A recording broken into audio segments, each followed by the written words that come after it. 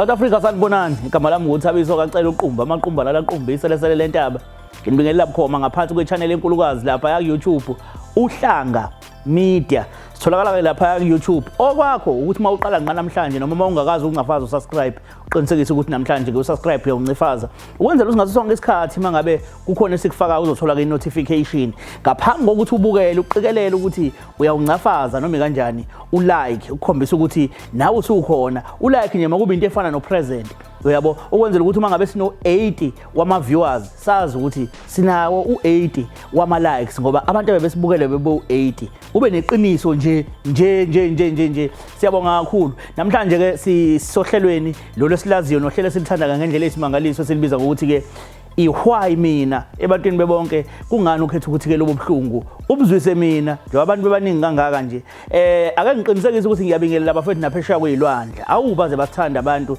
eindaweni eziningi ezahlukahlukene kuwo wonke amalokishi kuwo wonke ama provinces yanibingelela siyanthanda ngendlela esimangaliso siyabonga kakhulu nokuthi ke futhi nisibukele siuhlanga media namhlanje futhi sibhekene nolunye utalatiya nolunye utavatava nenye inkinga edinga ukuxazululwa kunomfethu lapha othi ngenxa yokugejana nalabafethu sengaze ngalahlekelwa umsebenzi ngilahlekelwe ngalahlekelwa nayimoto emekade ngiyikhokhela iyathathwa ngoba bekade kubonakala ukuthi impilo yami ngizophulukana impela nayo so ke namhlanje ngifuna ukuhlala phansi nalabafethu sazi ukuthi inkinga yini sixoxe sibone ukuthi mhlambe ngeke nemhlanje sikwazi ukuthi siphume nesisombululo noma ngingazi noma umsebenzi ngisayothola futhi kodwa ke khona nginalo ithemba lokuthi mhlawumbe mangase ngiphindele ekhaya ngizokuhlala kancane ngihlanganise izinto zami kukhona ongaphinde kuhlangane futhi ake siyamisela be studio siyobona ukuthi ke ngabe khamba kanjani this is season 3 ungakhohlwa #season 3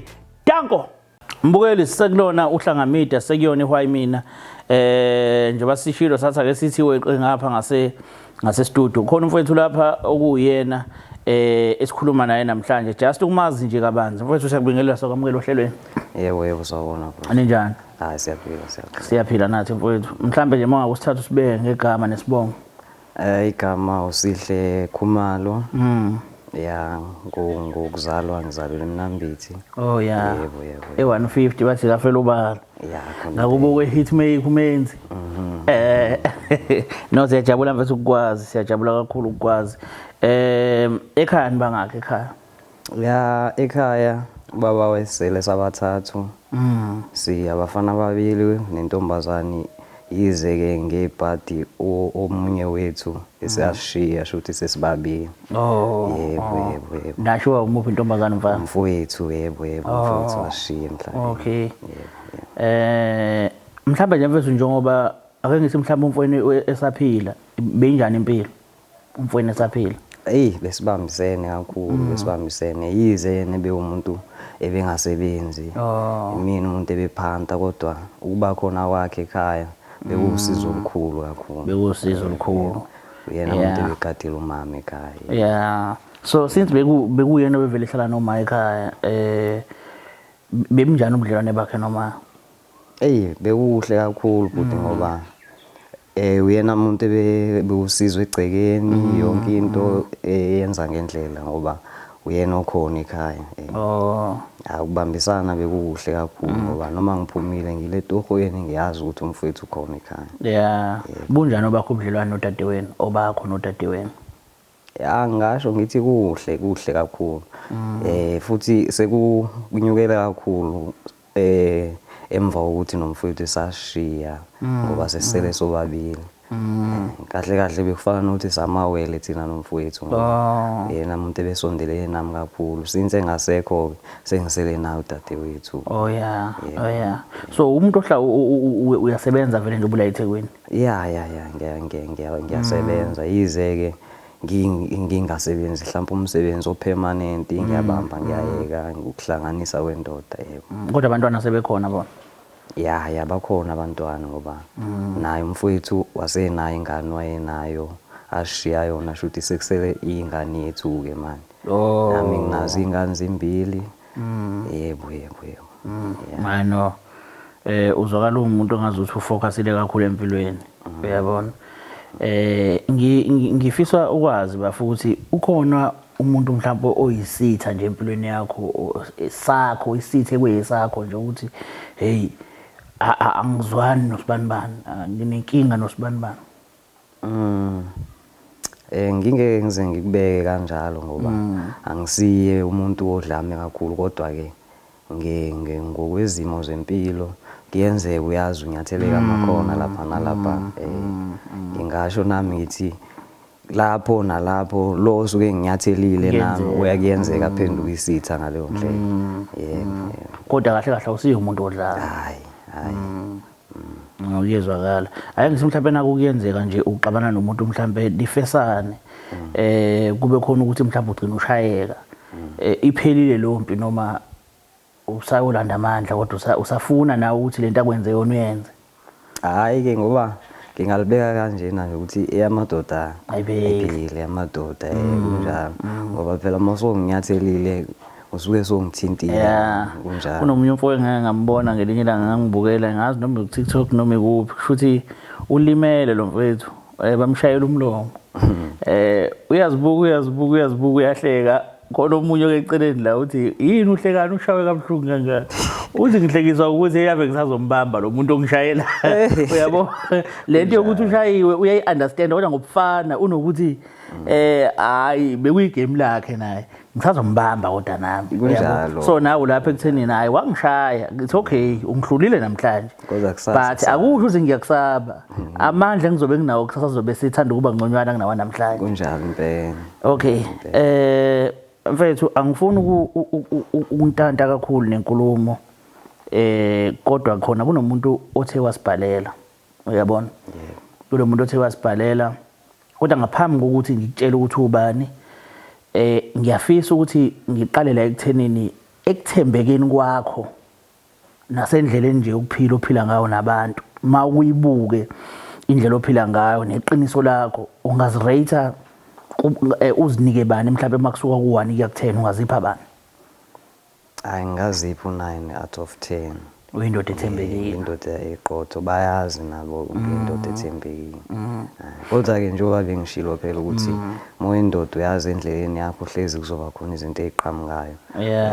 Asazi mhlambe ngelinye ilanga ungangibona ngiwumuntu omumbi kanti isimo engisuke ngibhekene nazo. No, I understand ukuthi ngiyakuzwa kodwa khona into engifisa ukuyibuza ngaphambi kokuthi ngikukhombise lo muntu lo ukuthi ake sithi mhlambe naku kuyenzeka nje empilweni ngoba khona into mfethu ukuthi ngiyakusaba ngaphezulu kwayo yonke into angisoze ngakwenza ukuthi yabo yini le okusho ukuthi yabona ke le angisoze ngiyenze makwenzekile yenzeka mhlawumbe kuyobe ngiyenze sokudina noma kodwa nje empilweni yami angifisi ukudlula esigabeni esinjalo.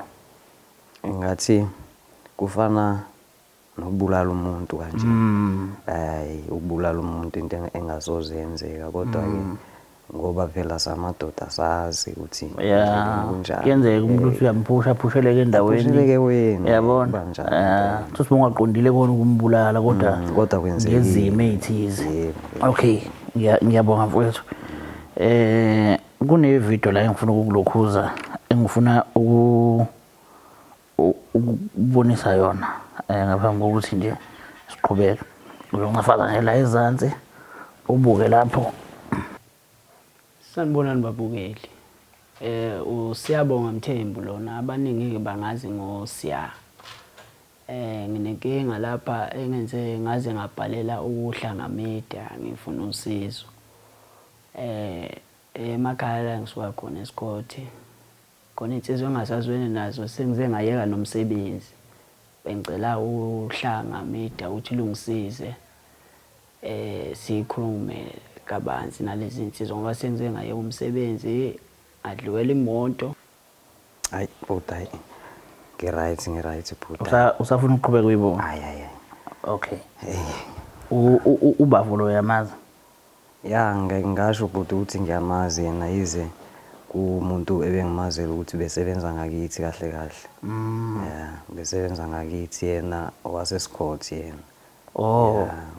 WaseScott. Umazi kanjani? Bhuti. Akuhle njoba ngeke ngachaza nasekuqaleni ukuthi kahle kahle besibathathu kwethu kodwa manje sesibabili. Yebo. Angimazeli kuhle yena mfowethu ngoba ukumazi kwami ngamazi ngenhliziyo ebuhlungu. Yeah. Kanjani? Umfowethu wafika wazozethula ekhaya ngoba kahle kahle umfowethu lo wadlula ngengozi yemoto esasingazi ukuthi kwenzakaleni ngoba watholakala elimele nomuntu owayemlimazile wabaleka. Kodwa ke wabuya ke ya ngasho ukuthi ngimazi kanjalo umfowethu ngoba wabuya uyihamba naye emotweni noma wamshayisa? Wamshayisa esemgaqweni edlula. Wayedlula ngendlela. Size singaziwe umfowethu noma yena emgaqweni bawa ebudedengu phakathi kwabo bobabili kodwa ngoba phela ngiyasakwazi ukuzichazela na mfowethu akasekho nathi sasingekho asazi kwenzakalani. Hayi wena. So umazi ngokuthi uyena umuntu wakhipha umphefumulo kaMfowenu? Uyena umuntu wakhipha umphefumulo kaMfowethu ilokho engikwaziyo. Wakusho naye ngomlomo ngoba wabuya wazozisho ekhaya ukuthi hayi kahle kahle yimi owenze inhlekelele. Kwaniphatha kanjani lokho ukuthi khona ebile wrong kodwa nangeza kozehlisa nangu futhi engabaleki eza kuvuma amacala akhe? Kwasiphatha kabuhlungu kakhulu ngoba ngingasho futhi ukuthi njalo hlezi ubuhlungu yimi ukuthi umfowethu akasekho. Kwasiphatha kabuhlungu yize yena wenza ubuntu kodwa lo wasiphatha kabi ngempela ngoba ekugcineni ngeke asambuyisa umfowethu. Asazi futhi ukuthi phakathi kwabo ubawa wrong. Mhlawumbe wayedrive ephuzile noma wenza asazi. Kodwa yena wafika wazozehlisa impela kodwa kunzima ukuthi mina ngimxolele ngoba umfowethu akasekho ngeke asambuyisa futhi. Yeah, kuzwakala kuyisitori esibuhlungu bafo. Kuzwakala kuyisitori esibuhlungu kakhulu. Ukuhamba komuntu nje akaze kube into elula, akaze kube mnandi futhi uhambe kanjani. Even ehambe impendulo nangayithola kuba buhlungu kakhulu ngoba nhleze nifuna iclosure ukuthi uba ube nephuthu uba nobe ebudedenge ekuhambeni kwamfowethu uba ube nesandla yabo ngoba even if kuthiwa umuntu uzibulela uzilengisile but uhlezi unalento yokuthi at least ingcothu ushila incwadi ngaze isizathu ekuyisona mhlawumbe esimenzele ukuthi ayibulale uyabo. So uma ngabe sewumazi umuntu okuyena futhi onesandla ekutheni umphefumulo wakhe uphume ngicabanga ukuthi kuba nesilonda esingaphezulu kwesilonda uyabo. So enhlizweni mhlawumbe kibe khona lento ethi lo muntu mhlawumbe angidlulisa indaba yakhe ngoba vele izinto ziyenzeka mose emhlabeni. Noma ngabe kuyafika lo bhuti ngoba nami ngumuntu kodwa ekugcineni njalo kungibuyisela isilonda sikamfowethu njalo. So ngingakusho lo ukuthi kunzima ukuthi ngimxolele mina ngoba umfowethu akasekho. Kunzima lokho futhi ngeke asambuyisela, ngeke asabuyele emhlabeni. Umfowethu wahamba washiya. Kubuhlungu. Uke waba no one on one nje nomfowethu mhlawumbe nihlale phansi nikhulume nomfowethu lo omenza ukubi?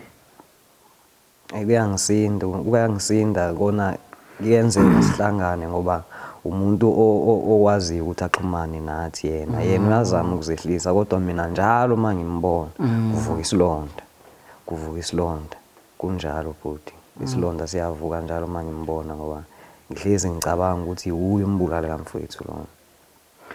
Angazi mfowethu kodwa nginesifiso lapha sokuthi ngesizameni indlela mawukuthi ungasivumela mhlambe yokuthi ngibe umuntu ophakathi nendawo mhlambe makuwukuthi awunankinga nalokho mhlambe ke kuhlalwe phansi ke kubuyiswana sibone ukuthi mhlambe akukho yini okuyinqubekela phambili okungaba khona ngoba mhlambe uma ngaswe abe khona nawe ube khona manje ikhuluma mhlambe kukhona nezinye izinto ongazithola ongafisa ukuyibuza ezinye ongagcina uzitholile ukuthi lokhu kwenzeke kanjani lokhu kwenzeka kanjani mhlambe khona endawana mhlambe iclosure nyane engaba khona enhlizweni emva kokuthi lokho kwenzekile ngingazi kodwa uyabona.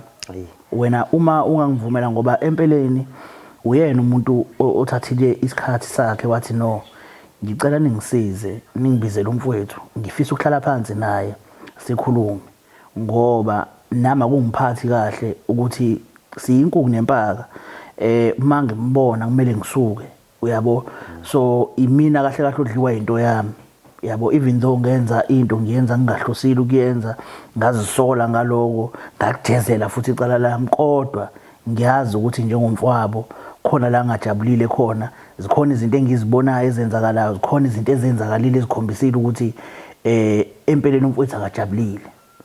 Yabo, so ke ukhona yena mfethu, ukhona. Yiloko nje mina bengakucela, ngiyazi bafu ukuthi inhliziyo yakho ayihambisani nokwenzeka, kodwa ngizicelela isibindi kuwena namhlanje ukuthi ube naso nje isibindi sokubhekana naye, sikwazi ukuthi sikhulumeni. Kungabikhona mhlawumbe kungasekwenzeka ukuthi ubekiwe isandla, noma mhlawumbe kube khona ingxabano engaziholela ekuthenini mhlawumbe kube khona ukududulana mhlawumbe, noma but sizama indlela nje ukuthi siyikhulume. Uma ukuthi iyalungiseka ilungiseke, uma ukuthi ayilungiseki ayilungiseki. But engikuthandazela kakhulu ukuthi bafu kungabi khona lento yokupretenda. Uma uyizinhliziyo yakho ukuthi ayivumi, ayivumi. Kuyasinda futhi, kuyasinda kona. Mhlawumbe singazama ngasho kanjalo, kodwa eyangazi ngempela ngoba njengoba ngishilo ukuthi mangimbona kuvuka liyanto leya, kuvuka amanxeba. Yeah. No, ake ngizame indlela bafu yokulokhuza yokumthola ke.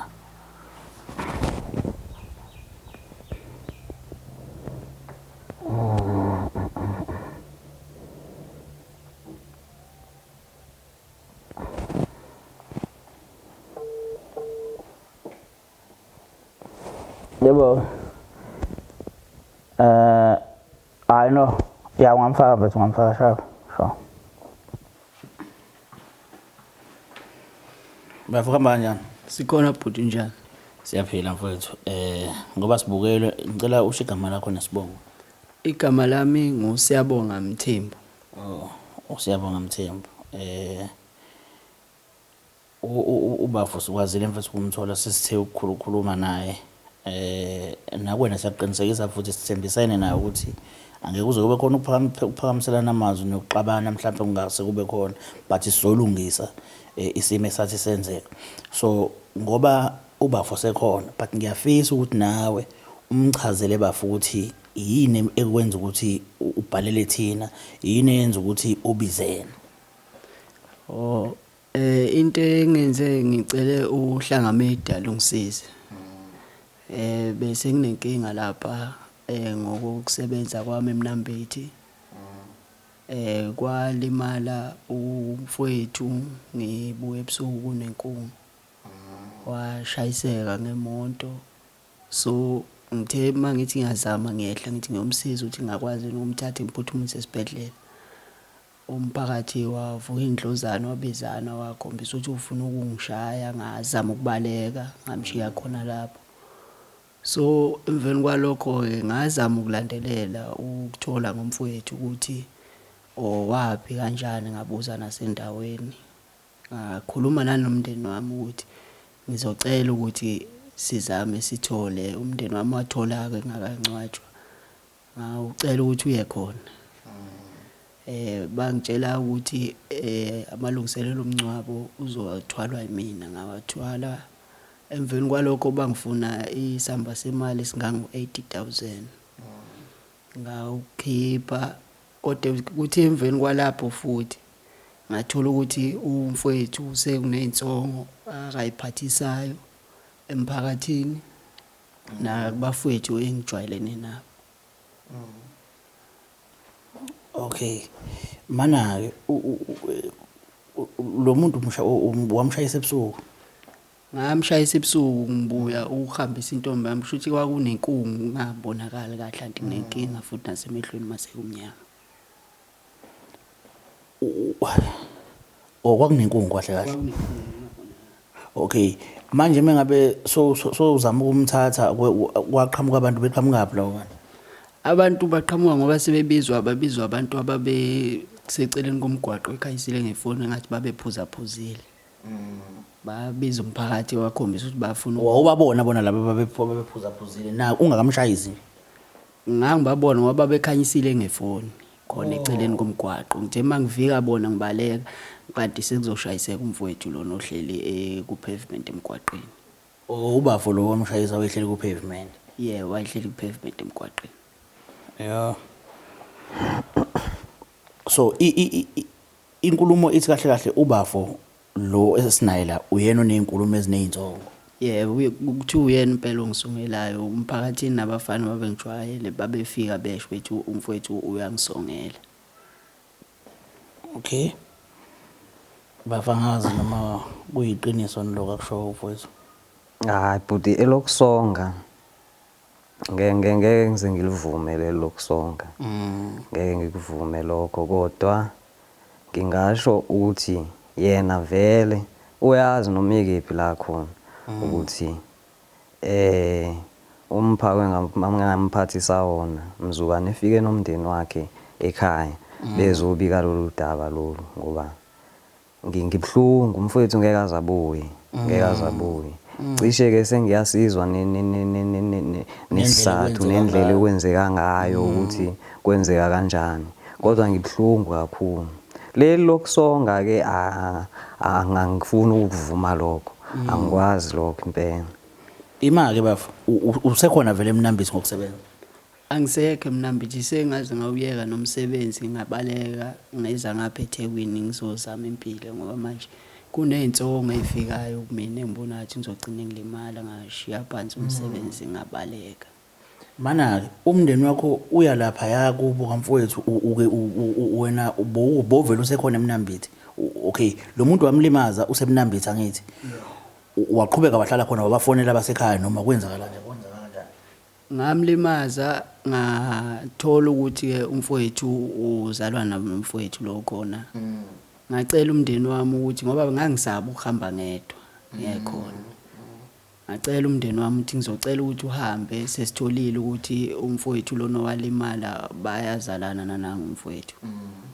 Bahamba bayakhona ngisakhona lapha emnambithi.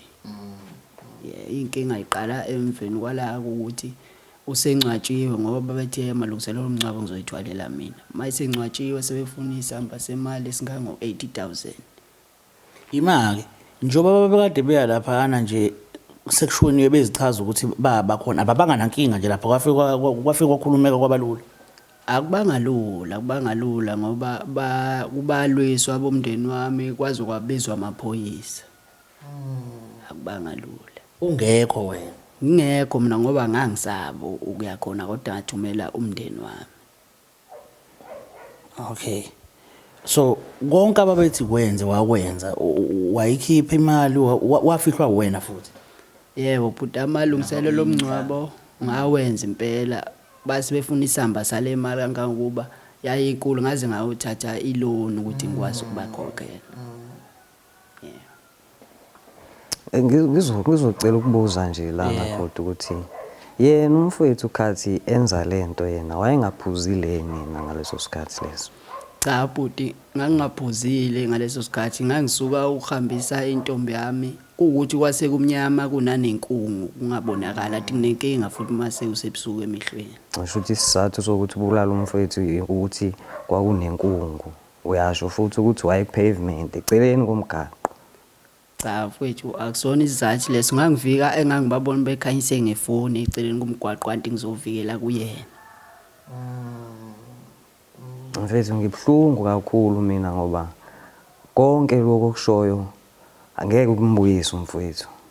Ngiyakuzwa impela uyakusho lokho okushoyo. Umfowethu bewusizo kakhulu kimi ngeke umbuyise umfowethu. Manje mhlawumbe mangingabuza bafo ngendlela yakho ngiyakunderstand ukuthi kokukhuluma ukukhuluma useyinhlongweni but ngendlela yakho bongafisa ukuthi ilungiswe kanjani nje into esenhlizweni yakho ufisa ukuthi lento ilungiswe kanjani even though ingeke ilunge ngoba kuyilungisa phela ukubuyisa umfowenu ofuthi angeke kwenzeke. So eyiphi indlela ucabanga ukuthi ingalungiseka ngayo noma ungagculiseka ngayo ukuthi I know? Kunzima bhuti ngoba ngempela kubhlungu ngisho ukumbona umfowethu eyichaza lento le. Angikhoni ngisho ukumbuka ngoba manje uvusa amanxeba. Kubhlungu kakhulu. Angangeke ngize ngisho ukuthi nginayo isolution yalolu daba ngoba njalo mangisekhaya nginomzwangedwa ngasala nodadewethu kuphela. Umuntu esixoxa naye izinto zokuthi manje samadoda akasekho yena. Ubaba wakho usekhona? Ubaba akasekho sasala no. Akasekho ubaba wakho. Ungashona kanjani ubaba? hayi ubaba wagula wayene-TB. Oh okay. Ima-ke bafu since ubaba ashona ekade ne-TB enhlizweni yakho ukuxola kukhona. Ya kungcono ngoba wagula phambi kwethu sambona sazama mgijimise ebhedlela kodwa-ke wagcina esishile kanjalo. Alright. Uyaqonda bafu ukuthi ukufa kuyinto ekhona emhlabeni. Akekho umuntu ongeke azafe. Njoba sikhuluma kanje sikhuluma ngomuntu owashona nathi sisamelwe usuku lethu lokufa uyaqonda lokho. Kunjalo futhi. Okay. Njoba ukuqonda ke lokho bafo uyaqonda yini ukuthi abantu abafi ngendlela eyodwa bafa ngeindlela ezahlukahlukene but at the end of the day igama lethu kufa. Bafa ngeindlela ezahlukahlukene. Yes. Njengobulana nje namhlanje ngithi awazi ukuthi uzofa kanjani.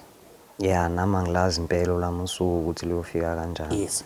Khona la sithe khona masikhuluma ekuqaleni sathi ngabuza ukuthi yini osho ukuthi awusoze wayenza. Wathi kumina ukubulala umuntu. Wakuveza futhi ukuthi uma ngase kwenzeke kuthi ufile umuntu ngabe kube yiphutha ngoba kuyenzeka umuntu umphushe bese ayafa. Mhlawumbe aweletsheni limshaye kabuhlungu. Mhlawumbe awelentweni ecijile imgwaze endaweni eronga shona. Kuyenzeka futhi uma umshayeli uhamba emgwaqweni usuke ungaphumanga ekhaya ukuplanile ukuthi uyobulala umuntu. Nawe uqobo lwakho sokungaphakathi emotweni usuke ungazi ukuthi le moto engiyithenga ngemali engaka izonginqa ingibulale ngife. Kodwa kuyenzeka iginqi kubulale ufe. Ungazange uzibulale wena kwenzakalile nje automatically. Uyaqonda ukuthi njoba umfowethu eveza ukuthi for the fact ukuthi akabalekanga ngicela sibuke kuleyo engele ukuthi akabalekanga kunalokho wafuna ukuthi azifake ngoba omunye umuntu wengabaleka ngcineni ngazange ukuthi ubani aqhubeke emnambisi lapha ahlala asebenze kodwa wakhetha ukuthi akabe umuntu ngoba lento ayenzile ibhlungu yayibona and ayenzekanga ngenhloso akabe umuntu ahamba ayozehlisa axolise makufanele athwala amacala wathwale.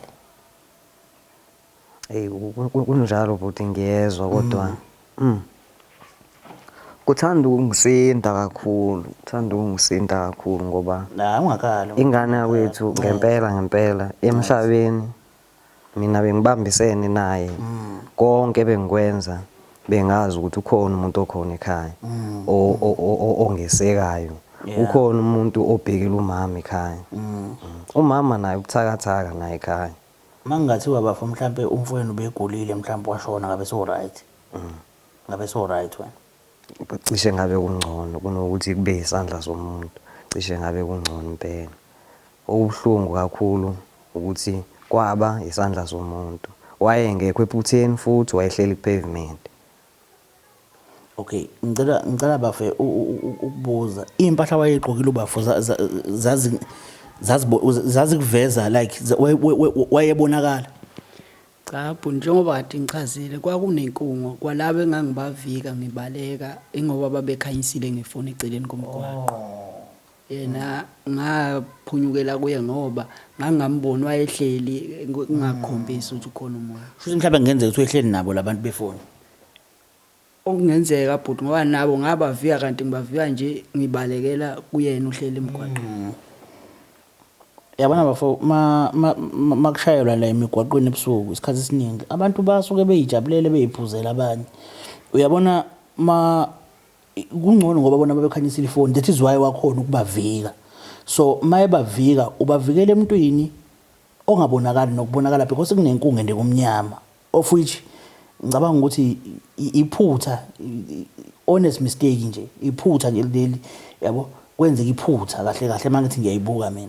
Angazi bafo ngiyafisa mina ukuthola inhliziyo yakho mfethu ukuthi mhlambe kube khona indlela mfethu yokudlulisa ngoba ngicabanga ukuthi konke okwashiwo kini ukuthi akakwenza ubafo wakwenza ngithi. Yebo hayi angeke ngikuphike lokho wakwenza impela kodwa kimi ngoba phela abazali abathatha leso sinqumo bavuma kimi akuzange kwanele kimi akuzange kwanele. Ilento ke kade ngiyibuza mnewethu ukuthi yini mhlambe ekuyiyona othi ukuthula ungakuthola mangenzeka lokho. Mhlambe kwelakhe side yebo seyidlalela indima kubazali. Bosebenza umuntu. Benguthisha lapha kola semnambithi. Oh. mana umsebenzi wavela uyeka straight nje ngawuyeka bhuti ngoba sengibaleka sekuney'nsongo zokuthi manje uthi umfowethu la siyodibana khona kunakumilatshane kwaphoqa ukuthi ngibaleke manje ngibuyele ngiyozama eThekwini impilo. imoto boy-driver Imoto yagcina idliwa bhuti ngoba u-80,000 ababewufunile kwakuyiloni. So ngagcina ngilahlekelwa umsebenzi nemoto yadliwa ngakuthatha njengesijeziso samacala ami ukuthi kusho ukuthi isijeziso sokuthi awuzange uzufune noma i-transfer mfethu mhlawumbe usuke uhambe kwenye indawo ngaye ngazama bhuti kwaba ukuthi hayi ngiyithola. yo manje mawuzama uka-teaching bathini Hayi ngathi manje ngeke ngisaqasheka mina baqasha laba abasha la. Ya iqiniso lelo ndoda yabona kuthiwa lento ekuthiwa isidudu bathi kushaya isidudla kushaya bathi hayi lutho bathi awube saqashwa ngempela-ke ma uqhamuka sowubuye ukade usebenza sowuphinda ukubuya futhi isibili kuba yinkinga. Ngicabanga ukuthi kodwa bafo uyabona lo muntu ulenzile iqiniso ekwenzeni iqiniso lakhe wawuyeka umsebenzi emva kwalokho imoto kade ikhokhela wahluleke ukuyikhokhela yathathwa seluzile kodwa naye bafu u-80,000 awayewulethe kimi kade ubolekile iloni wona wawukhokha noma kusalandelwa amacala still Angikhokhile kwawona ngakaqedi kusenamacala manje. Yabona kodwa ukuthi naye bafu khona izinkinga akabhekana nazo emva kokuthi lokhu kwenzekile. Ngiyakuzwa lokho bhuti ngoba ngempela kusho ukuthi phela bavuma ukuthi lokho asekuluzile ukubona kuncane kusho into osoyifuna impilo yakhe kusho ukuthi kumele aluze impilo ukuze mhlambe nabona kube khona ukuthula but kuningi asekuluzile. Njengoba ngishilo nasekuqaleni bhuti ukuthi hayi angisiyi umuntu ongabulala umuntu ngenhloso angisiyi umuntu ongabulala umuntu futhi angisiye nomuntu omumbi ngaleyo ndlela kushiyana ukuthi unginyathele kanjani kushiyana ukuthi unginyathele kanjani bafo angazi mfowethu ngoba angifika kuqonda ukuthi umfowabo umuntu lo owalimala kuwena lo okay yini nje mfethu ongayisho kuyena ekhombisa ukuzwelana naye nokuzisola mhlambe kuwena uqobo lwakho ongayidlulisa nje kuyena ubafo nje njobe ekhona lapha phambi kwethu angithi akwazi uzukuthola ithuba lokuhlala phansi naye kanje. Cha zange ngilithole ngiyaqala.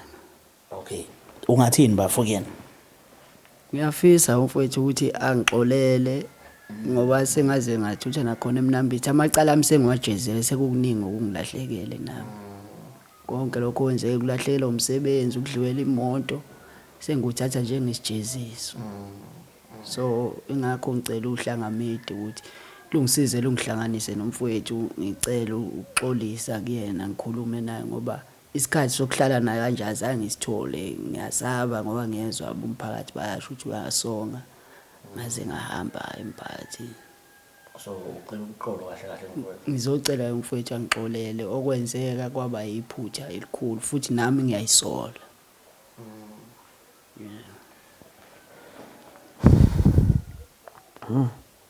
Bhuti ngiyakuzwa ngempela mfowethu njoba ngikubeka nje lokho ukuthi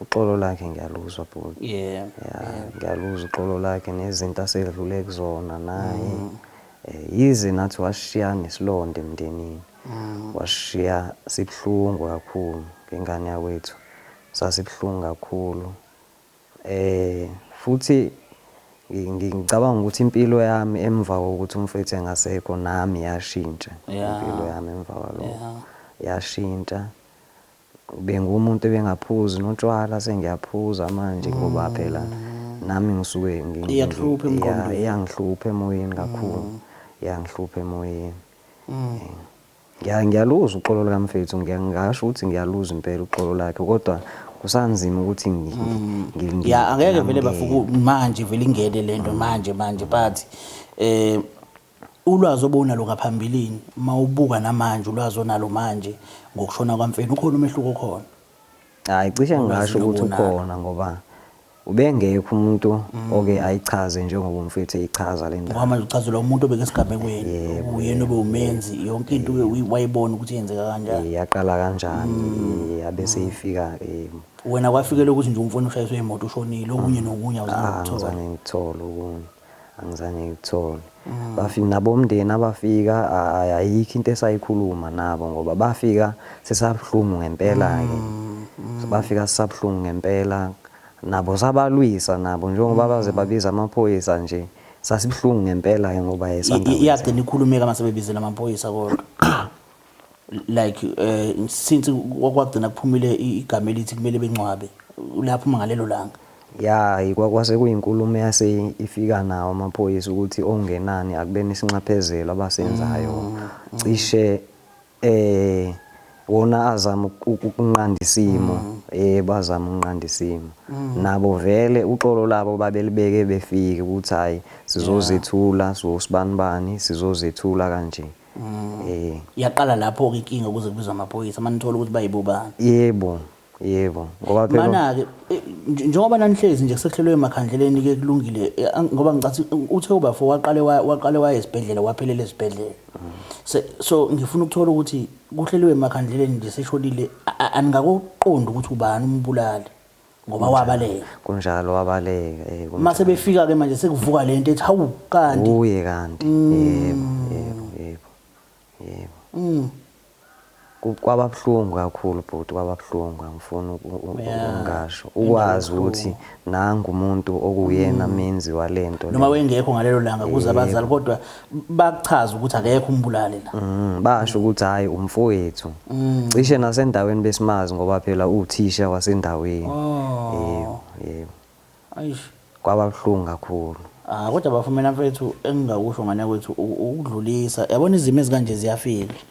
Izimo kanje ziyafika and mase yifikile kumele ulwisane nalento usathane esuka ikubusa ngoba angeke size sisikhokhe isidumbu ngesidumbu akubona ukuphila lokho kodwa njengamanje mayiveza ukuthi washona kanjani uyakubona nawe mose ukuthi kunephutha la elenzeka uyabo iphutha amaphutha mbafu siyawenza sisonke nje siphila sabantu yebo iphutha lokukhipha umphefumulo liyiphutha elingalaleleki kahle hle ebantwini bomndeni walo usuke ephunyelwa umphefumulo kodwa kunegcineni kosuku sibantu amaphutha siyawenza angaholela futhi ekuthenini umuntu azashona ngempela even umuntu kuthiwa niyalwa naye kanje ningafeyisana ngesibhakela kanti umuntu uyikho uyazigulela ngalezo zinto kube sayashona into ethi mayifana yabona uma uvika abantu abangala ushayisa ku pavement iphutha bowuvika abanye kwashayise komunye nakhona umboni ngoba kuthiwa wayembona mhlawumbe wayezoma angaviki uyabo abantu ke mabedake banayo lento ukuthi bahambe emgwaqweni benze zonke izinto lezi so ngicabanga ukuthi into nje bafika bayiphutha le uyabo and lo muntu selahlekelwe ukuningi mos uyezwa nawo uningi okumlahlekela. Ngiyakuzwa mfethu lo yabo angazi mfethu ukuthi ungakuthola kanjani enhlizweni yakho ukuthi uyidlulise lento mhlawumbe umqolele niphinde niba bafowethu nje noma nibonana endaweni engabe khona ukuhubhana nani uyabona. Ngathi ngizoyithatha kancane yebo kancane ngoba cishe sekuyinto ebese ngithi nami ngiyadlula kuyona mase iphinde ibuya kanje kodwa ngiyezwa ukuthi yena ubuya ngoxolo yebo futhi ke ekugcineni akabalekanga waziveza nasekucaqaleni yebo ngcono ngoba uyayibona injalo nje mfethu injalo angazi bafoke mhlambe ukuthi mhlambe kungezwakala ngenye indlela kodwa ngiyafisa abafethu sibafowethu siyinsizwa sonke ngiyafisa mfethu ngoba enhlizweni yakho noma kuthiwa uyakuthola lokho kodwa hayi ngekutholakala njengamanje ukuxola but ngiyafisa mfethu njengomfowenu ukumbamba nje ithambo okuthembisa ukuthi ngelinye ilanga ngenzeka kube khona lento yokuxolelana ngelinye ilanga ngenzeka manje ngikubona ngikhululeke njengomfowethu mhlawumbe njengoba sengizwe lokho engikuzwile mhlawumbe sekuzoba ngconywana mhlawumbe ngizolala kusasa mangivuka kube khona lento ethi ngiyasibona isithombe ngendlela lento eyenzeka ngayo noma ngiyadlula kulento just nje bafethu ithambo njengani yakwethu ngiyakwazi ubuhlungu odlula kubona but ithambo nje ubamba ithambo kumfowethu sibone ukuthi mhlambe singaqhubeka kanjani ukuya phambili ngasondela bafu ngikuyena ubaba. Hayi. Lingekho elibi ingane zakwethu. Lingekho elibi. Hayi. Akunankinga. No, mbukeli lapho ngasekhaya angazi iyathembisa kakhulu into yabafowethu. Kodwa ke asazi sophinde sizame indlela ukuthi silandelele ukuthi ngabe ke kuhamba kanjani ukuqhubeka kuya phambili. Mina igama lami nguThabiswa Kacele, igama leshow iHwai mina, kanti igama le channel uhlanga media sitholakala lapha ku YouTube. Xebu ayikho into ebhlungu nje ngulahlekelwa ilunga lomndeni. Ngisho ukuthi lahleke kanjani nje, mali lahlekile thi umuntu wakini ubekade ephila kasekho kubhlungu. And ngicabanga ukuthi kuba bhlungu kakhulu uma ngabe wazi ukuthi ubani obeyisizathu sokuthi ahambe. Vele lo muntu uzoba nenkinga naye, uyathanda kawuthanda uzoba nenkinga naye ngoba inhliziyo kayiphakelwa, inhliziyo nje izenzela ngendlela yayo. So ngiyabula ngiyakhona ngiyekuthenini befanele umfuka khumalo kuba bhlungu. Befanele futhi umfuka khumalo ukuthi kube namaganyana azinsongo awabhekisa kulomlisa. Yebo wakwenza konke akwenza, inhliziyo zabantu azidlulisi ngendlela efanayo, azisheshi ukudlulisa ngendlela efanayo. Omunye umuntu uyahlala nento ngaphakathi kuyena esiyidiskhathi lesi esacubungula ukuthi ngiyadlula noma kudluleki yini, yesiphi isizathu singenza ngingadluli, ahlaliswe isona lezo sizathu uma esithola.